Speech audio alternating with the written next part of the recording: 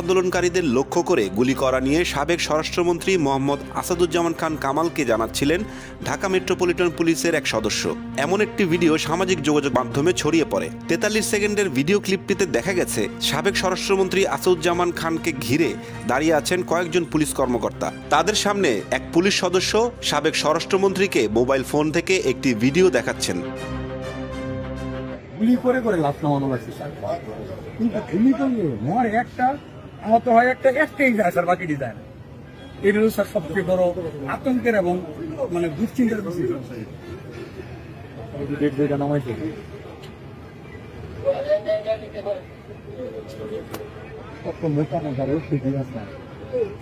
আমার বেড ছিল, আমি প্যান্ট ছিল পুলিশ মোটর সাইকেল দেখে ব্যাগে কাপড় পাইছি এটা বুঝিয়ে একটু মারছিল।